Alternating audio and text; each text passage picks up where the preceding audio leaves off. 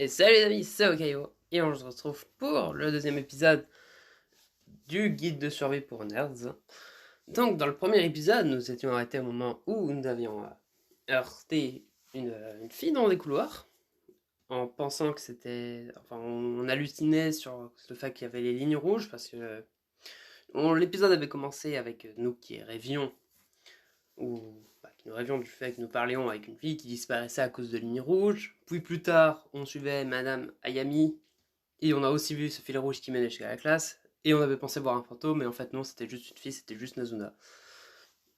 Et au final, on finit par se cogner contre cette fille, qui nous a giflé au final. Donc je sais pas si elle était partie, je pense qu'on va encore lui parler. Mais bon, ça on va continuer pour voir de toute façon. Donc c'est parti.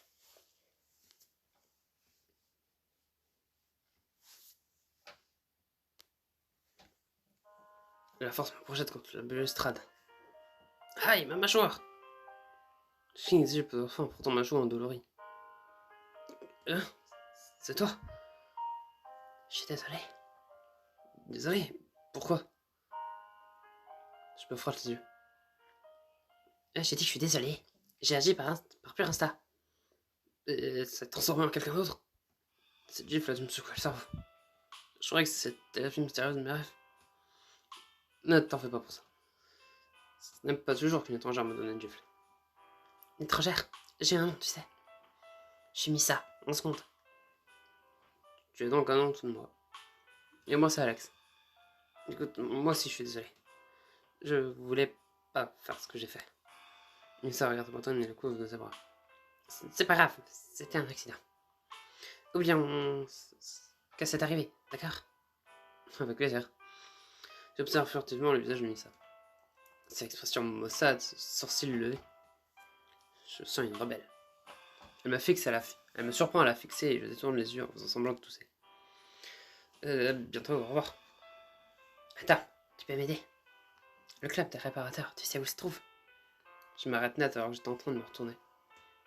Le club des réparateurs? Qu'est-ce que tu leur veux? J'ai entendu que tu peux leur demander de faire n'importe quoi. Je me demandais si...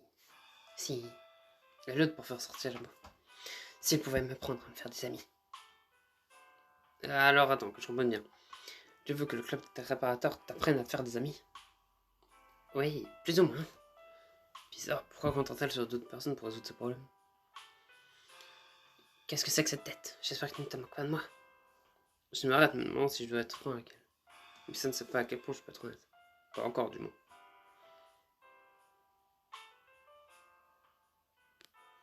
Mais ce n'est pas prête pour mes divagations lunatiques. Je peux pas me faire gifler à nouveau. Je ne me moque pas de toi, j'ai juste eu des pensées. Des pensées que je préfère garder pour moi. Missa fronce ses sourcils, je sais reconnaître un visage déçu quand j'en vois un. Je suis désolé. Pas besoin de s'excuser. Reste comme tu es. Missa soupire, ses épaules sont affaissées dans la défaite. Elle se lève sur le balcon puis elle s'assoit sur la balustrade. Un seul faux pas et elle fait une chute mortelle. Attention, tu pourrais tomber. T'inquiète pas, je n'ai pas le vertige. Mais où en étais-je? Missa saisit la balustrade en balançant ses jambes. Elle risque de perdre l'équilibre. Il y a un grand bout de fille dans ma classe. Je vais être ami avec elle, mais je ne sais pas comment faire. Est-ce que je peux m'approcher d'elle pour leur dire bonjour ou quoi? Elle ferme les yeux. Non, j'ai vraiment peur pour sa vie. Descends de là, Missa. Je peux faire ce que je veux, tu n'es pas ma mère. Quelle attitude! Pas étonnant que tu ne puisses pas te faire d'amis. Juste pour que tu le saches, je dois me traiter avec respect. Je suis ton aîné. Missa rit et tire le long. Ce n'est pas parce que tu es mon aîné que je te dois obligatoirement le respect. Il ne devrait pas y avoir de hiérarchie entre toi et moi. Que sommes-nous? Des Yakuza? Des Yakuza? Je te demande de pas de m'appeler patron, il y a une différence. Missa commence à m'ignorer et se met à vaciller comme une pendule. Puis un regard de terreur s'abat sur son visage. Waouh, la rampe est un peu glissante.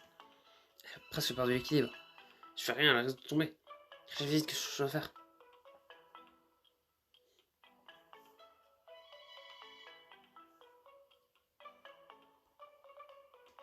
Maman se dirige vers son coude. Ah, ne me pousse pas! Je te sauve pas! Je te pousse pas, je te sauve! Oh, merci. Elle a l'air de vaciller, heureusement. Je resserre quand même ma prise dans son coude. Si seulement elle m'écoutait, les choses ne seraient pas aussi gênantes. Continue à parler. Tu disais quelque chose à propos des filles de ta classe. Oui, mais j'ai un peu oublié ce que je disais. Elle regarde ma main qui la tient. Quelque chose ne va pas. Tu veux que je te lâche? Non, mais t'as pas l'habitude d'être tenu par quelqu'un. Surtout par un mec. Je sais pas pourquoi, mais ses joues sont soudainement chaudes. Je tourne le regard, ce qui me semble être la chose la plus appropriée à faire. Ne te méprends pas. Je n'ai pas l'habitude de tenir la vie. La raison pour laquelle je fais cela, c'est... Mince, pourquoi je bégayais? C'est que je veux pas devoir, je veux dire... Pas voir quelqu'un mourir devant moi. Oui, c'est ça. Si tu tombes, tu pourrais te fendre le crâne. Tu te fends le crâne, ton cerveau va... Cycler sur sale. Oui, je comprends. Je fais ça pour que tu ne meurs pas. Et j'apprécie cela. Mais ce n'est pas falloir que je meure. Mais si je me fallais vraiment le crâne, que ferais-tu? C'est une question morbide. D'abord, je crierais à plein poumon. Au secours, cette fille est morte. Ensuite, je cours vers l'infirmière pour qu'elle appelle l'ambulance. Ensuite, je pourrais passer le reste de ma vie avec des insomnies. Imagine voir quelqu'un faire une chose mortelle en sachant que tu aurais pu faire quelque chose. Je m'éloigne en me rendant compte que je suis devenu un peu sentimental. Tu vas perdre le sommeil à cause de ma maladresse? Je ne veux pas que cela arrive. Je ne veux pas détruire accidentellement la vie d'une personne. D'accord, je vais descendre. Elle saute de la balustrade et retourne sur la terre ferme. Quel soulagement. Là maintenant, je ne mourrai pas et tu ne perdras pas le sommeil. Tu as entendu. Parce que tu pensais à moi. Mais ça se dérobe à ma question. Arrête d'être stupide. Je voulais descendre, de toute façon. Je vais faire comme si je n'avais pas remarqué ton changement de comportement soudain. Bien. Maintenant, nous n'avons plus rien à nous dire. Tu peux aussi me lâcher les bras maintenant. Désolé. Je retire la main, le cœur battant. Missa a l'air irritée, mais qu'elle fasse semblant d'être en colère. Elle est intéressante, ça c'est sûr. Maintenant, assez parlé. Tu peux m'amener au club des réparteurs? Bien sûr, après tout, c'est osé de faire la visite au nouveau. N'affiche pas de m'appeler la nouvelle. Allez, la nouvelle, dépêche-toi. La nouvelle. Je commence à marcher. Missa me suit, marmonnant dans sa barbe. Alors, la raison pour laquelle tu es venu, c'est que tu vas apprendre à te faire des amis. C'est évident que Missa a choisi la mauvaise personne pour recevoir des conseils. Qu'est-ce que ça nous a sur la façon de se faire des amis? C'est une louve solitaire, comme moi. Sérieusement, qui a besoin d'amis? Je savais que tu dirais ça. Est-ce que je me trompe? Dis-le moi. J'ai osé les épaules. Si je dis ce que je pense, Missa pourrait se sentir triste. Alex, qu'est-ce que tu en penses? Eh bien, si tu me demandes mon avis, on ne se fait pas vraiment d'amis. Ce sont pas des gens au hasard que tu tires derrière la rue. Les amis, ils sont juste dans ta vie. Ne cherche pas à te faire des amis, la vie trouve toujours un moyen de te les faire pour toi. Du moins, c'est ce que je pense. Mais ça fronce ses sourcils. Dans ce cas, je n'aurais peut-être jamais d'amis. Je t'abandonne. Merci quand même.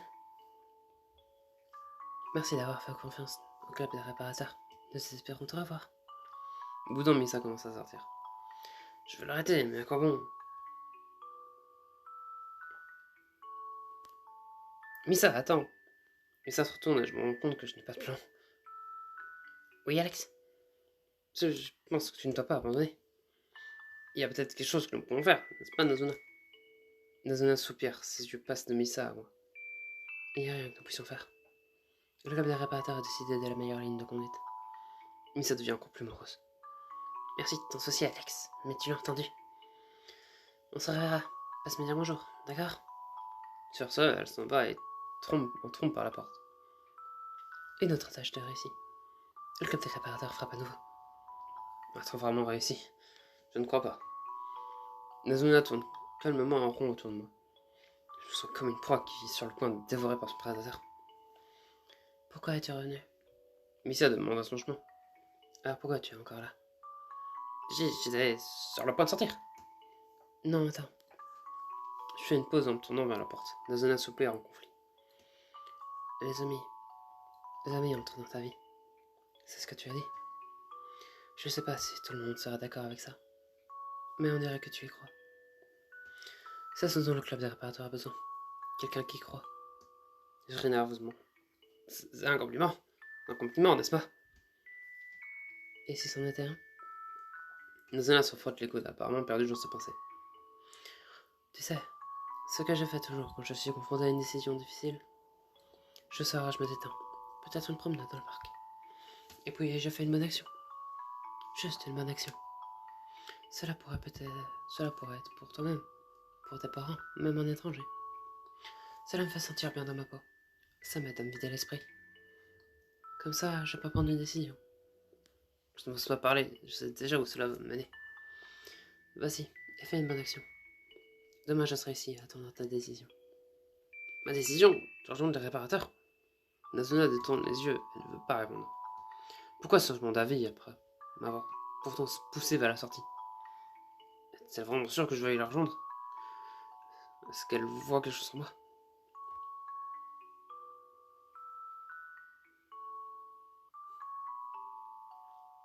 Une seule bonne action, plus facile à dire qu'à faire. Je peux pas te faire promesse, Nazuna. Je sais même pas si je vais vraiment faire partie du club. La déception s'est sur le visage de Nazuna, mais elle s'en met vite. Comme tu veux, je serai là demain, au cas où tu changeras d'avis.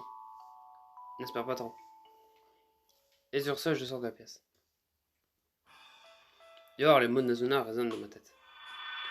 Si dans un club des réparateurs a besoin de quelqu'un qui y croit. Est-ce que je crois vraiment aux choses bizarres que je dis? Pourquoi Nazuna veut-elle que je rejoigne son club? Et pourquoi est-ce que je me parle à moi-même? Hein? Qu'est-ce qui se passe ici? Je vois de l'agitation dans moi et une fille entourée de deux garçons. Des garçons plutôt voyous. Que voulez-vous?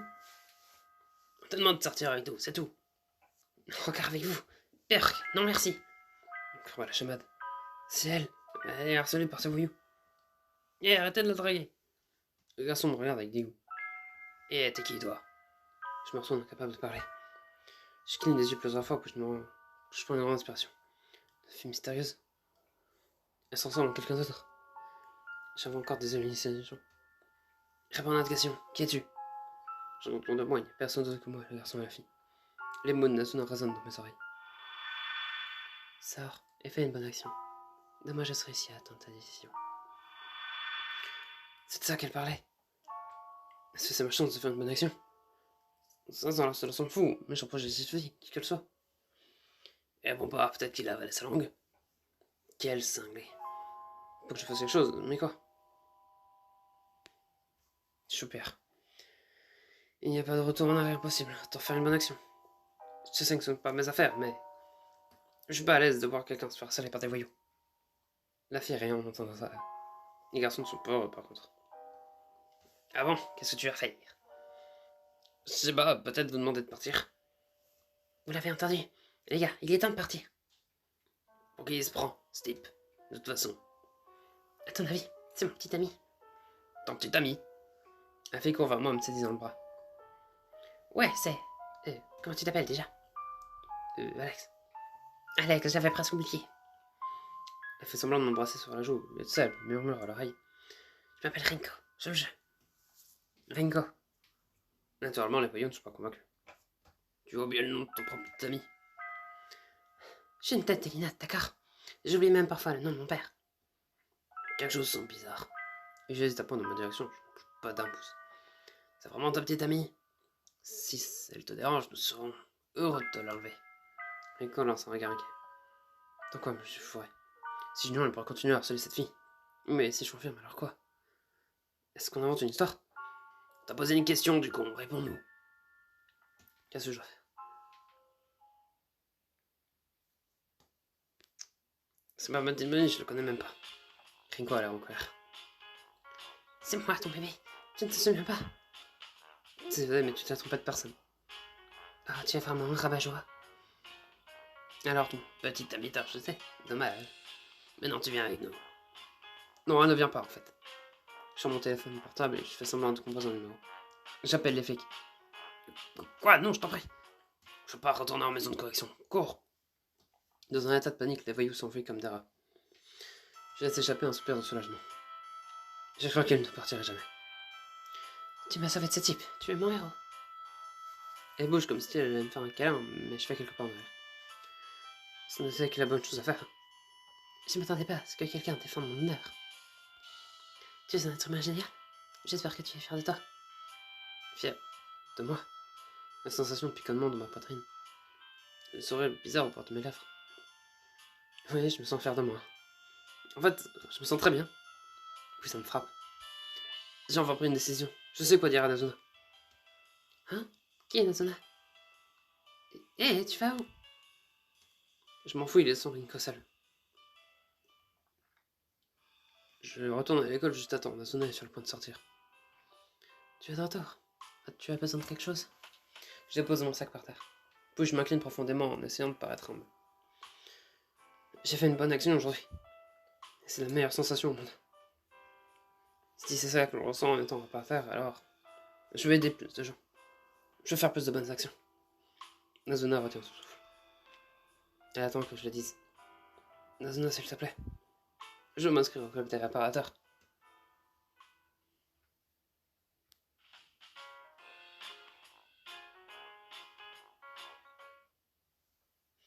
Et alors, fin du chapitre 2. Et on aura rencontré du coup la dernière fille qu'on aura dû rencontrer. Du coup, qui est Rinko. Donc au final, admettre la vérité, c'est pas ce que j'aurais fait. Le problème, c'est que du coup, j'avais pas vraiment le choix de jouer le jeu. Donc, mais bon, plus de peur que de mal. Après, on l'a quand même laissé en plan, Rinko. Donc, le moment où on la reverra, ce sera bon. Pas très joyeux, je pense. Mais bon, je suppose qu'on va lui expliquer, patati et patata, et qu'au final, tout ira bien. Du coup, on va rejoindre le club des réparateurs, donc ça, c'est génial. Et du coup, je suppose que la journée se finira et que dans le prochain chapitre, on sera le lendemain et on passera notre journée de cours tranquille avec Shinjiro, on verra Madame Ayami ou je sais pas quoi.